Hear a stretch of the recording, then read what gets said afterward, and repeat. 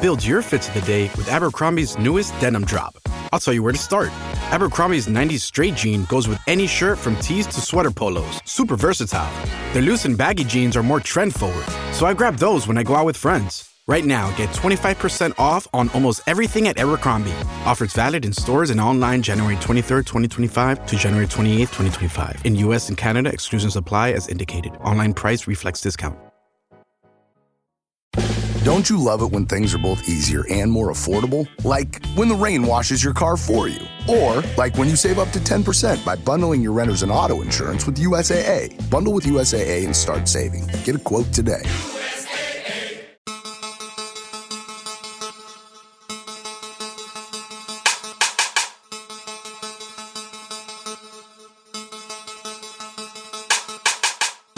Coming up on this episode of the Entrepreneurial You. Currency comes from the word current. Current is not stationary, it is moving, it is flowing. You don't understand how much clutter social media give you. A lot of it can be positive, but it's still clutter because not every good thing is a God thing. I am a leader, and at the core, that is one of the things that I really love to talk about and really love to do and practice. Hey, it's John Lee Dumas of EO Fire, and it's the Entrepreneurial You, the show for dedicated and passionate Caribbean entrepreneurs seeking daily inspiration, brought to you by author, speaker, and award-winning entrepreneur Heneka Watkis-Porter. You must be prepared to ignite. Hello, and welcome back to another episode of the Entrepreneurial You podcast, the podcast that inspires and motivates entrepreneurs and leaders to thrive in their personal and professional lives. I'm your host, Heneka Watkis-Porter, the Jamaican podcast queen and your visionary leader. In today's solo episode, yes, I'm going solo today, I'll take you behind the scenes of my sabbatical journey, share some lessons I've learned in 2024, as well as from the sabbatical journey, and give you a little bit of what happened in 2024 and what transpired, the achievements, as well as plans for 2025, or perhaps just a hint, right? I'll also explore some upcoming events and opportunities that you don't want to miss. Absolutely not. Stay tuned because I've got a lot in store. All right, so I guess it is important at this juncture for me to say Happy New Year to you. While it is not my first show for the year, it is indeed my very first recording. Yeah, it is the first time since 2025 I'm going behind the microphone, and this is now being recorded in January. And of course, by the time you hear this, it will be in February because of course, I batch my work a lot, so I always have episodes in the can, which takes the pressure off of me for doing this weekly show because you're doing it weekly, and so you have to find a strategy that works for you so you don't get burnout because trust me, I know what burnout is, and it's not nice at all. It's not pretty. Like, I would not wish that on my worst enemy. Do I have enemies? I don't consider anybody an enemy, but I know perhaps people do consider me an enemy. Yeah, but let's not go there. Okay, that's not the point. We're keeping it high, the high road. All right, so where do I start? 2024 was the year that I invested. Like at the end of 2023, I had made a resolve with myself that I'm going to be shifting my money mindset, shifting a lot of stuff. And so I remember investing into, actually, I interviewed a guest, right? And I just love what that guest was doing. And he was all about the money mindset and so on, and the making of a millionaire mind, right? And with that, he has a book. I bought a book, enrolled in a course that he has, bought his workbook, everything. That's at the end of 2023. So by 2024, my money mindset has been shifted.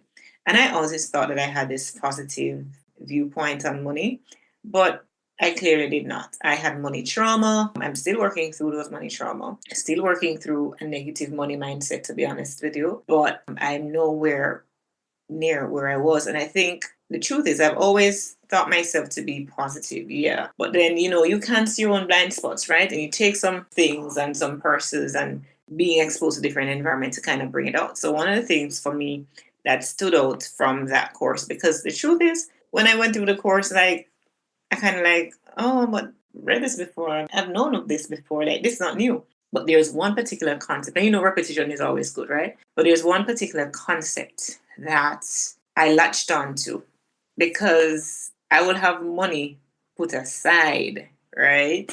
And what I also, in addition to your investment, you're thinking, okay, this money is for a rainy day, this is for an emergency fund. Two things that stood out for me. Like, if you keep talking about this emergency fund, like, an emergency is gonna pop up, you know what I mean? Not that you shouldn't be planning for the future, you shouldn't be planning to set aside stuff, but call it something else. Don't call it no emergency fund, because you're calling that onto yourself, right? Words have power. So that's one. But I think the main thing for me that stood out, what I said before, this is the point I wanted to make. So I'd have the investment, I'd have the money that I put aside to do stuff, that comes up that I didn't plan for, that comes up, is that money is currency.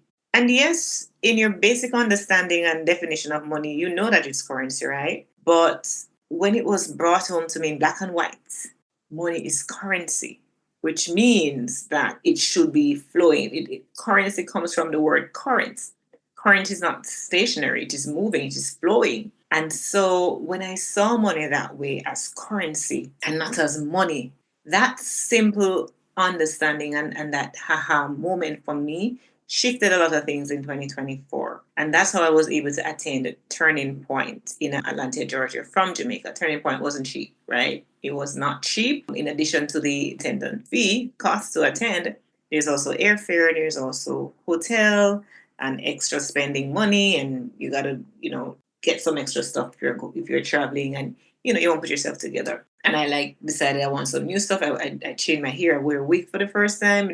This girl don't wear a wig, right? But I decided I was going to make a turning point, because it was significant for me to do things differently, get out of my comfort zone. I'm not comfortable in wigs at all. The wig looked nice, but I wasn't comfortable in it because it's not what I'm used to. It was way out of my comfort zone. I'm a natural hair girl. Left my afro, twist it up, or let it out, or braids. My hair is always in braids, or if it's not, left on its own like that. So that for me was a turning point, but it really did look good. And I also invested my first time. I bought a brochure bag. Like, I always I would have the money, put down money, like, no, I'm not buying this, it's so expensive. Like, no, I shifted my mindset. And so in addition to investing in the course at the end of 2023, which led into my shifting of mindset to go to turning point in 2024, as well as I also invested in another expensive course, again, to level up my game, right? That for me was another turning point. So I attended turning point, and then I bought Jeff Walker's product launch formula. That's an expensive course. And there's so many things. I went on my first cruise. Yeah, I went on my first cruise to the Bahamas, and that's such a funny story, how I ended up on that cruise. Not really funny, but it shows a part of the divine order for my life, right? And I'll get to a little bit of that. My gosh, this episode seems like it's going to be very long, and I don't want it to be long. So I did that. So there was a turning point for me, right? But the good thing is I was able to, my return on investment, for number one, my return on investment in going to the turning point was good, because I was able to get a client. Now, interestingly, when I went there, before I went there, I had set my intention that I want to get podcast production clients. That was my intention. And so I didn't move around at the retreat to meet a lot of people. And I didn't even tell a lot of people what I do. I met a few people, and I was intentional about that. I didn't want to try and reach out to everybody. And at one point I shared that I have a podcast. I shared that publicly. I have a podcast, and I shared my desire for the podcast and stuff. But I didn't share that I produce podcasts for others. And at the very end of the retreat, one of the ladies who had attended came to she sat by me and she's like, for the whole time we've been here, we haven't introduced ourselves to each other. And lo and behold, she wanted to start a podcast. And I told her, hey, that's what I did. You're in love. That's what I did. And I actually signed her on as a client. So my return on investment for attending that conference was really good.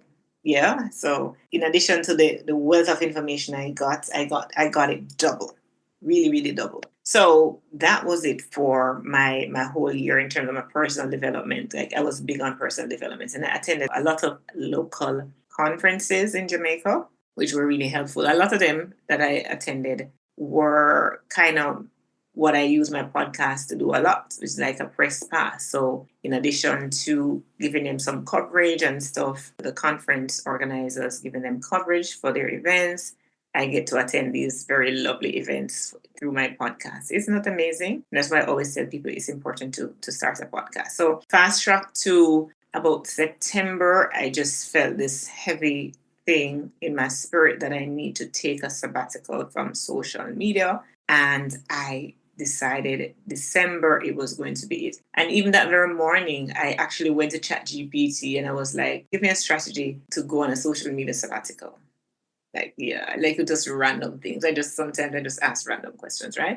And it's funny, when I went to church that morning, the apostle alluded to that as well, that some of us need to go on a social media sabbatical. I'm like, wow, look at God. Like, this is confirmation for me. Like, stay away from social media for 30 days. And that's exactly what I decided to do. So in December, actually, I think it started earlier. So from the end of November 2024, I deleted all my social media apps, of course, except WhatsApp, because that's how I communicate with my family and my friends and everybody else. So I deleted all of them except that one from my phone. And up until the first, if I wanted to go on social media, then I would use my laptop, which I didn't go on there often because I developed a practice not to be on my computer for too often. So after a while, I decided that, okay, when December 1 came, I never went on social media. So if anybody saw anything posting, it would have been scheduled through my virtual assistant, right? And my podcast editor. But I did not go on social media for 30 odd days. And even when January 1 came, I think it was about the second day of January that I dragged myself back onto LinkedIn. And as it is now, as I'm recording today being the 7th of January, I'm hardly going on anyone. Like, my desire for them has totally shifted. And I realize that though I would consider myself somebody who is very conscious when it comes and responsible when it comes onto social media, I find that subconsciously I was being drawn into who commented on this and the likes and the this and the that and all kind of stuff. Like, though I consciously don't measure my self-worth by that, I wonder if subconsciously I did, because I'd just be scrolling through the different windows. I mean, I'm not one to nose around on people's business. Sometimes I just nose around on people's business on social media. But I would just be flipping through up in my downtime, because I'm very structured in terms of how I organize my days. So I would, in my downtime, be just flipping through windows to see, okay, did anybody comment on that? Did I get a message? And I'm going through Instagram and Facebook and LinkedIn, and then I find myself I hardly go on X, whatever they're called, and TikTok. Like, I would go on TikTok for comic relief. I hardly use it for business. I was more comic relief. So when you check it all up, I waste a lot of time. Now, what I also was able to do, in addition to, first of all, I started learning French again, resuming learning French. And I was developing a sort of, though I didn't have a schedule during this sabbatical, I was starting to develop a kind of a semi-structure where throughout the days I would be listening to certain podcasts and learning French and doing some things to kind of different from what I would normally do. But it was becoming almost like another routine, which I guess I shouldn't be doing that. So what happened was that my phone decided to give up the ghost. Yeah, it was no longer charging. And I was without a phone, which interrupted that pattern that I was about to develop and so on. And on one hand, I was like, yeah, I was a bit disappointed. But on the other, I was truly kind of relieved and like, okay. And it's so funny, like, shortly thereafter, my mother came, like the day after, my mother came from overseas and she had an extra phone and I started using, of course, it's not an iPhone, it's a Samsung. And I'm not quite enthused about it, but it prevented me from having to go find money to buy a phone, which at the time I did not have any disposable income to buy.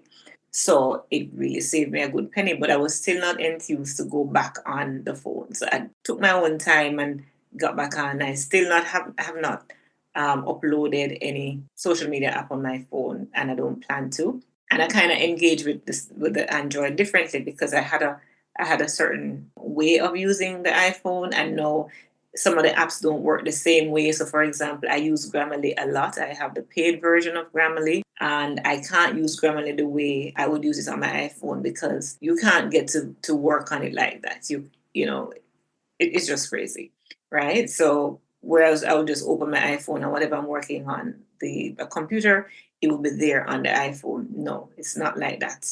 So I would have to start a new document. I can't have access to what I've been working on before.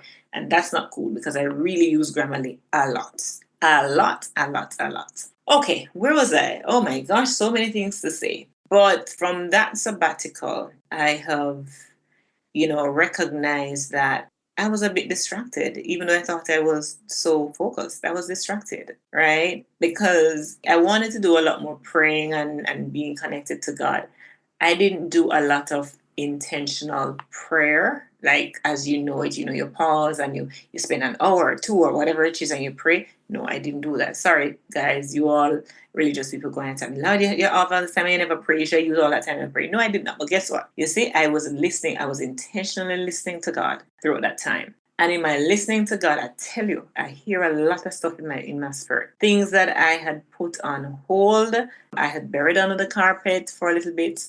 They came back to me. The ideas came back. And one of the reasons, and they came back without encumbrance. What do I mean by that? It's like I wasn't on social media to see that Mary, oh, you know what, this, don't bother with this idea because Mary Jane is doing that, Tom Stroke is doing that, whatever, right?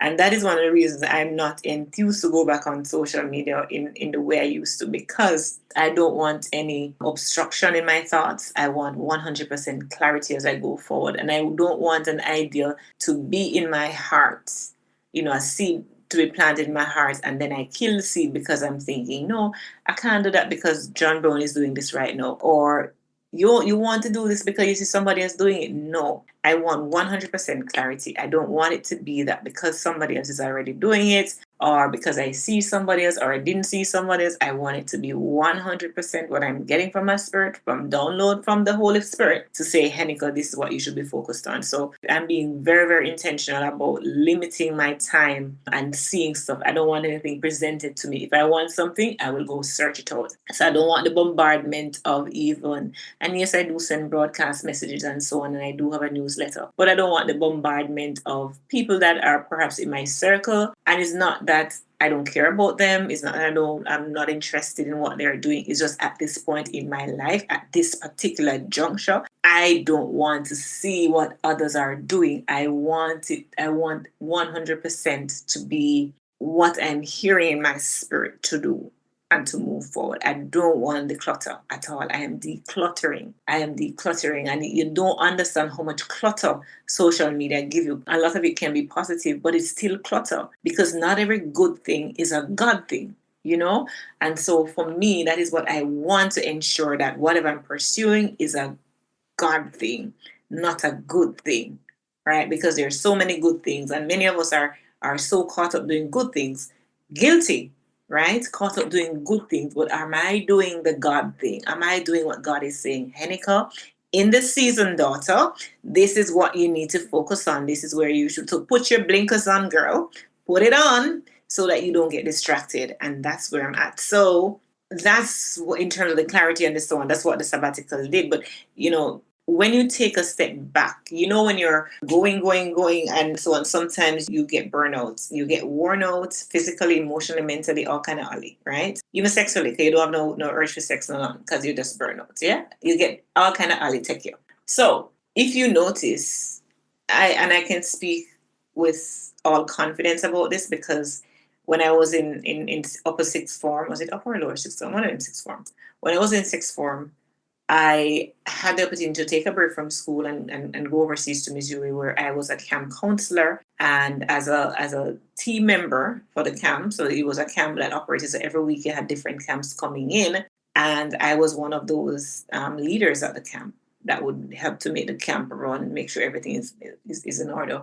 We did many activities as camp leaders. And one of them we did was bow and arrow, right? Archery. I did archery. And I know in order to hit the bullseye, right, you had to pull that bow way back, way, way back, so that the arrow, when you release it, it goes and it hits the bullseye, right? So I know firsthand, it's not even an analogy I'm giving you that I can't vouch to. I know. And growing up, I see the boys with slingshot and they'll pull it back and then release it so that it can go and hit that bird, poor bird, right? So it's important that you take a step back so that you can get further, you can go farther. Exponential growth is what I'm about this year. I'm not about just doing things for doing them sake. I also use the time to deepen my spiritual journey and refocus on my vision. Yes, it wasn't manifested in the way that I wanted, I'd hoped, and even, you're thinking it should. But my spiritual journey, because I've always believed that just being quiet a lot of times is very spiritual. Resting is spiritual. I'm not even sure about the rest part, that I got a lot of that. More on that later, right? Resting is spiritual, and I was able to really refocus my vision. I mean, I kept every single day for the 30 days, and beyond the 30 day I sent out a newsletter. So though I was off social media, I was still connected with my community, via email, as well as some of my WhatsApp groups, right? There are some of them that I didn't bother to engage with intentionally, so, and there were others that I intentionally engaged with, right? So the important thing too was that I journal. I didn't journal every day, but I did journal. And the things that I wrote about, they were critical. So from that, from my own reflection, I had started this legacy journal. This legacy journal is from Ruth Taylor, C. Ruth Taylor. And I bought this many years ago from her, but I started it on my birthday in 2024. And I wrote some stuff in here. And at my reflection, there are three things that came out based on my experiences over the past year and where I should be focused, right? So, visionary leadership is one, passion and purpose is another pair, and inspiration and motivation. So, I was hearing things in my spirit, I was hearing things to write about and be, just be aligned with who I am. Who I am is a woman of faith. I'm a woman of faith. I am a child of God. I am a child of the King, the Most High God. I'm a Jesus girl. I am, and a lot of that doesn't come out in my day-to-day thing. When I'm engaging, posting about my podcast and other things. But as I reflected and as I wrote my newsletter, those things naturally came out. Things about grace to grow, which is so near and dear to my heart. Yet on a day-to-day basis, I don't post about that on social media. And a lot of things that are so near and dear to my heart, I don't necessarily post about, right? But then I was able to really figure out what's really important to you, what's giving you joy. Yes, I have this view of being the Jamaican podcast queen, but that was just so limiting for me over the last 5 years or so. Over 5 years, I've been saying and attaching, and persons know me as that. But that is so limiting. I am a leader. When I look at my leadercast events that I've hosted successfully prior to COVID-19, 4 of them successfully in 2 years. When I looked at co-hosting Sheely's with the Jamaica Stock Exchange, and when I look at another major event that I'm planning, which I'm not talking a lot about just now, I'll release more of that. I don't know if even through this episode I may mention more of it. But when I look at those things, I realize leadership has been a part of my core. Myself as a functional leader of teams, leader of Grace to Grow, leader of volunteers, leader of paid people. I am a leader, right? And at the core, that is one of the things that I really love to talk about and really love to do and practice. And that wasn't coming out in my day-to-day thing. So the sabbatical really helped me to do that. So I talked a little bit about 2024. It was more the year of development, and personal development for me. I didn't do a lot revenue-wise last year because I was really focused on development more so, and just living a little, going on my first cruise. Should I share this? Why not? Why not? Why not? Why not? So I spoke about the cruise that I went on for the first time, and I'm going to show you divine orchestration. So when I did LeaderCast in 2018, LeaderCast Women, God gave me the vision to do this thing on a cruise, and I left it, right? I left it. It's a long story, so I won't tell you everything, but fast track to 2023 when I was hosting She Leads, the word came back, the prophetic word came, and the confirmation, and I'm like, wow, but I did have this vision from 2018. And so it also came, the confirmation after confirmation after confirmation came last year, 2024.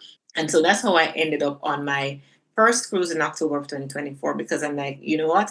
If I'm going to do this thing, which I am not going to be a travel agent. I have to be a tour guide. In other words, I have to now go on my first cruise. I have to have the experience so that I can actually know what to tell my people to expect and how to plan and what not to do, what to do and what not to do, right? So I've had to have that experience. And as I'm here now talking, I'm glowing because guess what?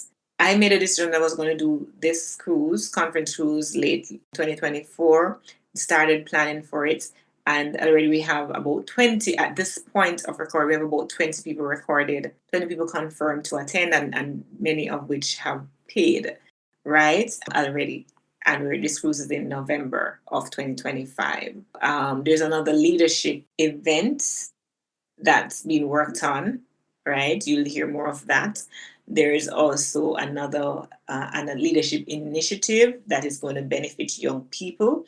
That all of that came from clarity. And so in addition to those things, there's also the live recording of podcast episodes that I'm going to be doing.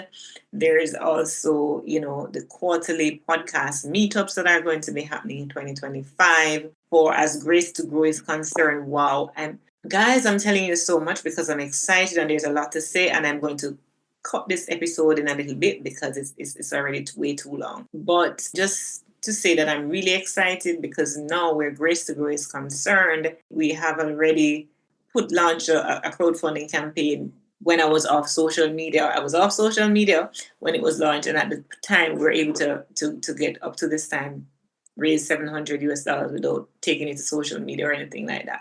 So that's pretty good. But what is really inspiring for me where Grace to Grow is concerned, and Grace to Grow exists to cater to the needs, the emotional, the physical, and even economic needs of the participants. It is offered free of charge to the participants, where they're mentored over a 12-week period in different areas with under the pillars of leadership, entrepreneurship, counseling, and so on. 5 pillars. They're mentored under those pillars, and at the end of it, they graduate from the cohort. But what is really exciting me where Grace to Grow is concerned is, or what I like to call, United Nations team, or a team of valued volunteers. They come from Kenya, Nigeria, South Africa, the United Kingdom, and then our advisory board consists of Jamaicans, people from Switzerland, Germany, India. Hello. Like, I'm so excited, and how I'm seeing the team coming together and working as if they're paid, they're not paid. This is a social enterprise that we're just setting up. We're in our startup stage, and the long-term goal is to list on the Jamaica Social Stock Exchange. And how we're seeing this come together, this registered enterprises, with all these people coming together, giving up their time. There's nobody on the board or on the team that is paid right now, right? They're all volunteers pooling their efforts together. And man, you would have thought that these people are being paid. And so there is something that touched my soul recently was when I commended, one of the project lead on what she was doing with the rest of the team. And, again, because I keep commending them because they're so amazing. When I commended her reply to me was, "We believe in the vision. We believe in the vision. We believe in the vision."